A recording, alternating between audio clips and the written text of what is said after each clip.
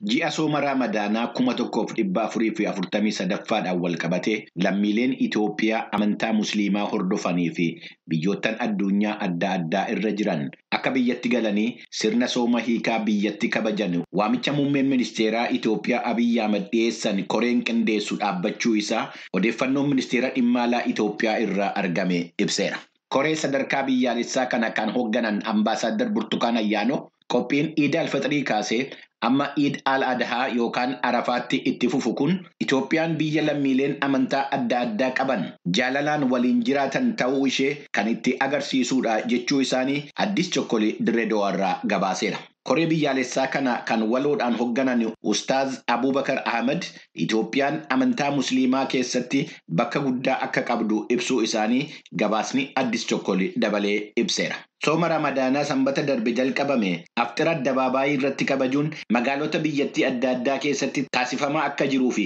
keessumaa magaalota Jimmaa fi Halaabaa keessatti haalli jiru kan eeramu ta'uun isaa gabaasameera. Magaala Dirree Dhawaa keessatti dargaggoonni Musliimaa fi Kiristaanaa waloodhaan kan qopheessan sirna aftira addabaabaayii laga harreetti taasifame dargaggoota qindeessan keessaa tokko kan ta'e Ayyuub Abdii akkana jechuudhaan sagalee Ameerikaatti dubbateera. Ramadaanaatti wajji wal qabatee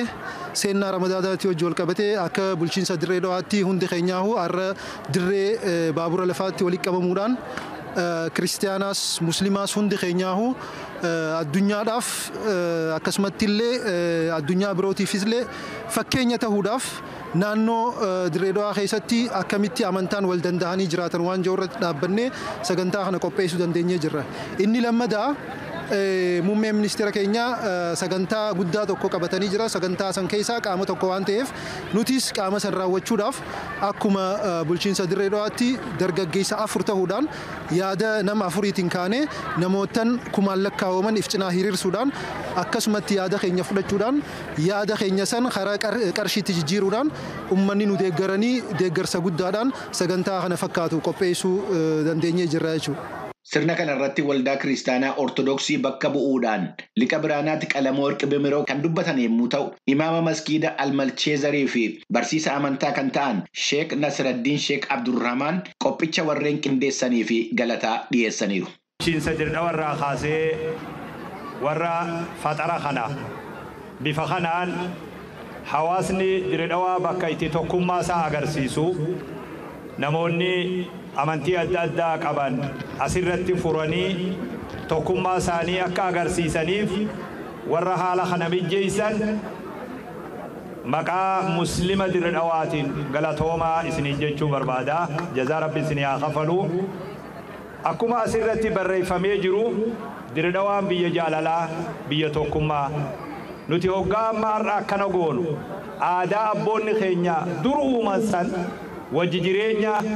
wal danda'uu abboonni keenya dur uumaa turan san har'a bifa haarawaan ijoolleen isaanii irra deebinee bifa kanaan haarayoomsinee tokkummaa ummata keenyaa wajji jireenya ummata keenyaa wal kabajuu wal jaalatuu wal gargaaruu kana nutis ilmoo teenya dabarsuudhaaf har'a bifa kanaan warri Dirree Dhawaa guyyaa Ramadaanni dura furamu Itoophiyaa hunda dura waan kana hojjetuun biyya hundaaf Dirreen Dhawaa tokkummaa keessatti biyya hundaaf imaama akka taate nama agarsiisa. Kantiibaan magaalaa Dirree Dhawaa Kadir Juhaar ergaa dabarsuu isaanii kan eere gabaasni Addis Chokkol ji'a Ramadaanaa irraa jalqabee amma ayyaana Iid al-Adhaa yookiin Arafaa isa ji'a Adoolessaa keessa kabajamutti karoorfamni adda addaa qophaa'uu isaanii ibseera.